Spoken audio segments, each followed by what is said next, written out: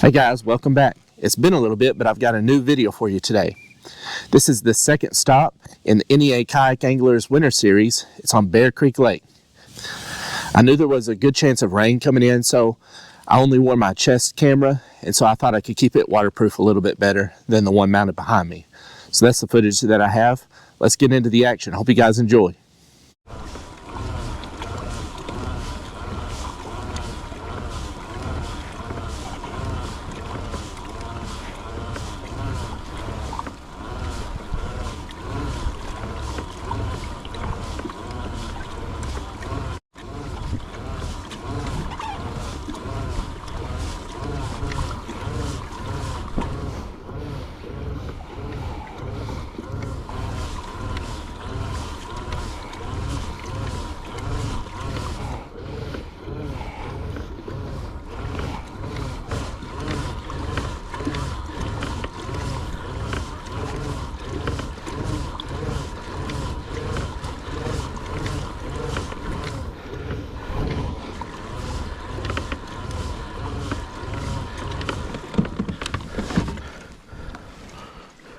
Well guys, it's Winter Series event number 2 with the NEAKA Kayak Anglers. We're at Bear Creek Lake. It's December 28th. Lines in is at 9 o'clock. It's really foggy, as you can see. Don't have any expectations. I'm just going to throw some stuff around, maybe hit some points. Best 3 fish limit is what we're looking for. 12-inch length minimum. It's winner takes all. I think there are 9 anglers, so let's see what we can do.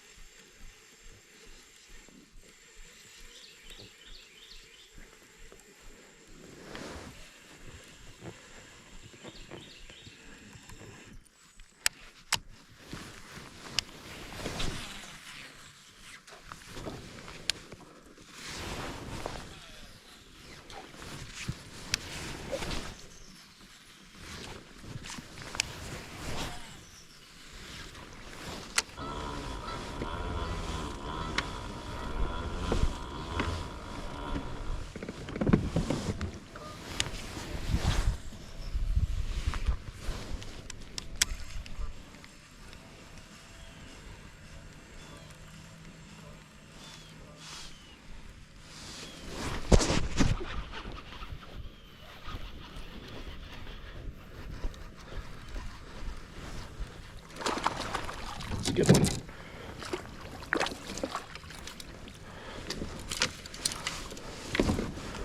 All right.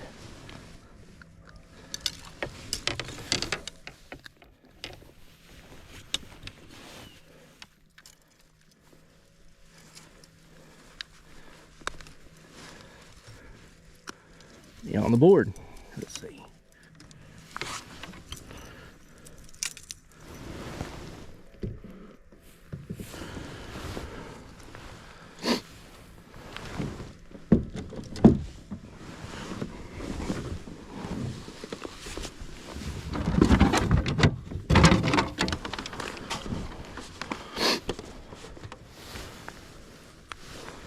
Nice little fish. Let's see.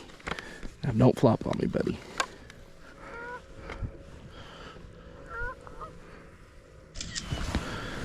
All right. Fish number 1, 15 and a half. Look how fat it is.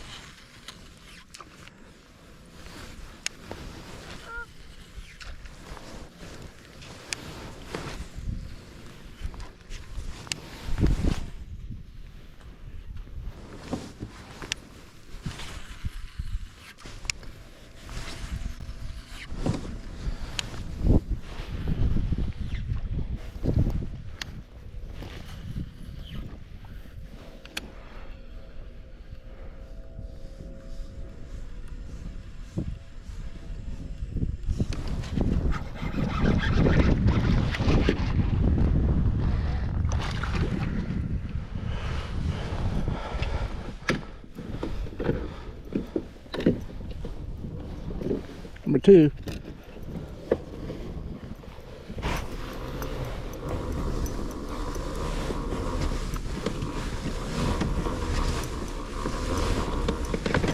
I think it's number 2. I think it'll go 12, but I could be wrong.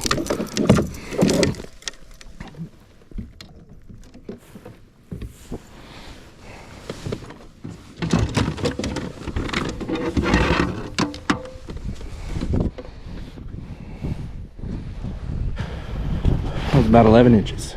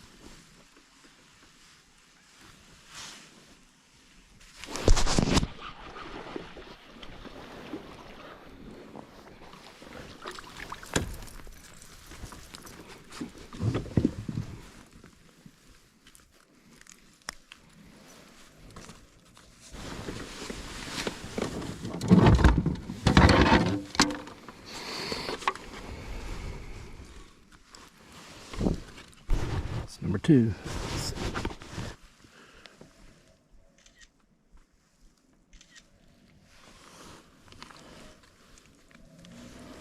12 1/4. That's number 2. Just need one more keeper to have a limit.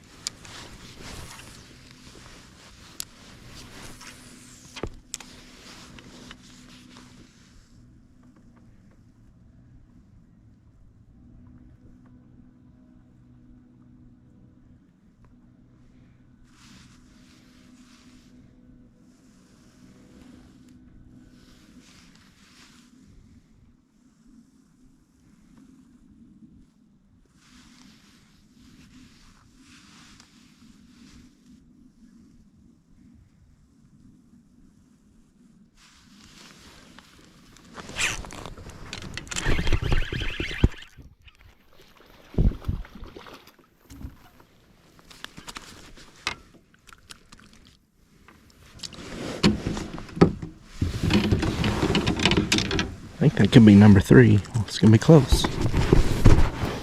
I don't know.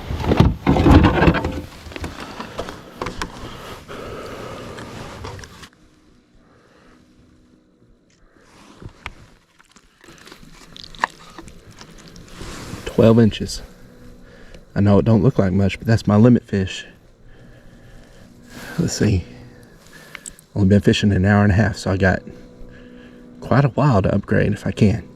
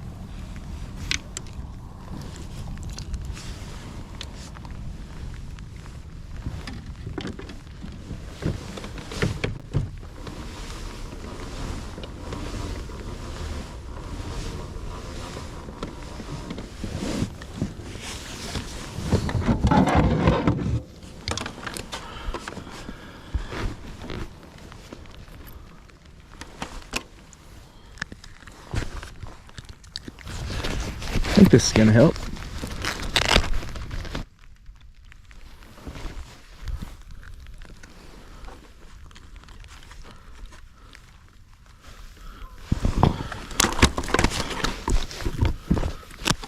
It's 12 1/4. I think that's a 1/4 inch upgrade.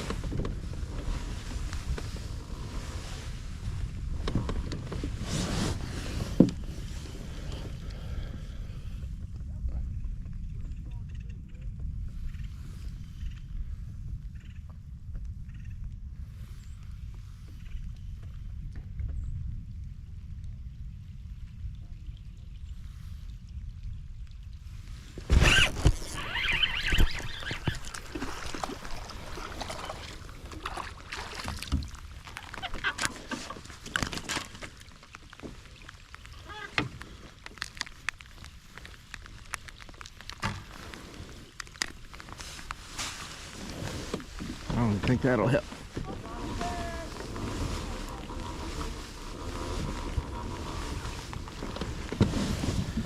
It's 2 in a row right there.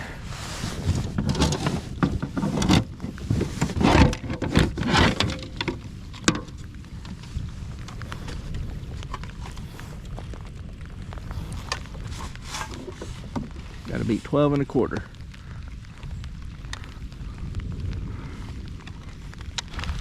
Twelve 1/4. Won't do any good. 2 wins. The 6 fish are caught though.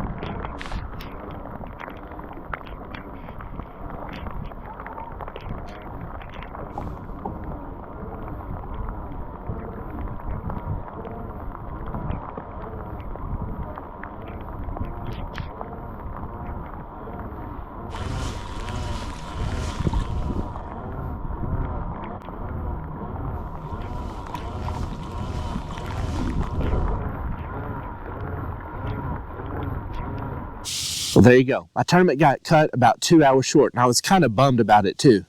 You know, the wind wasn't blowing really bad. I had my rain gear, so the rain really wasn't bothering me. It wasn't all that cold. It was just that lightning. And the fish were biting a little bit too. But I didn't want to mess around with that lightning. And as you guys could see on the video, there were some strikes that I felt were pretty close. And so I wanted to get off the water. When I got back to the truck, I just pulled my kayak up on the ramp a little bit and thought that if it let up, I would go back out. But I looked at the weather app on my phone, and it looked like the lightning and the storms had set in for a while. And so I decided to load up and call it a day. I think that same storm system, when it got over into Mississippi, had some tornadoes in it. And so it's probably a good thing that I got off the water. But 3 out of the 9 anglers that were in this tournament, they stuck it out through the storms, and all 3 of those finished ahead of me. I think I probably finished in 4th place with about 40 inches. The winning length was 52.25 inch. Big bass was 19 inches. And so that's where everything was. I didn't have anything close to that, but I was catching a few fish. So I feel like I could have upgraded a few times, but I don't know if I'd have got up to that many inches or not. You know, being out on the lake when it storms is not much fun. And this reminded me of one of the miracles that Jesus performed while he was on this earth. I want to read with you in Matthew chapter 8, starting verse 23. It says, "Now, when he had got into a boat, his disciples followed him, and suddenly a great tempest arose on the sea, so that the boat was covered with the waves, but he was asleep." Can you imagine that? Think about being in a storm and a tempest so much that the waves were coming over your boat. That's a scary situation, but Jesus was sleeping. That's remarkable. And then it says, the disciples came to him and awoke him, saying, "Lord, save us, we are perishing." This is also amazing to me because, if you recall, at least 4 of his disciples were fishermen. They would have had experience with boats, being out in the boat, even probably experience with being out on a boat during a storm, but this one was so strong that they were afraid for their lives. And so they go to Jesus and wake him up. But he said unto them, "Why are ye fearful, O ye of little faith?" Then he arose and rebuked the winds and the sea, and there was a great calm. So the men marveled, saying, "Who can this be, that even the winds and the sea obey him?" Jesus here showed his power over nature and over a great storm, and he caused there to be a great calm. In this life, there are going to be storms of life that come to us, whatever they may be: sickness, death of a close loved one, financial troubles, all kinds of things that we face, turmoils and temptations and trials. We would be wise to do what the disciples did here. Yes, Jesus rebuked them a little bit because of their faith, but they knew where to go. They went to Jesus when times got tough. Now you might say, well, how do we do that today? Jesus is not physically here on this earth, and that's true. But look what the Hebrews writer says about this situation in Hebrews chapter 7, starting in verse 24. Talking about Jesus, the Hebrews writer says, "But he, because he continues forever, has an unchangeable priesthood. Therefore, he is always able to save to the uttermost those who come to God through him, since he always lives to make intercession for them." You see, even though he has left this earth and he has gone back to God the Father in heaven, he lives to make intercession for us. When we pray to God through him, he is there to make that intercession. And if you do this, if this is what you do and go to him in his word and in prayer, when times are tough, when the storms of life come, you can have a great calm too. Hope you guys enjoyed the video, and we'll see y'all next time.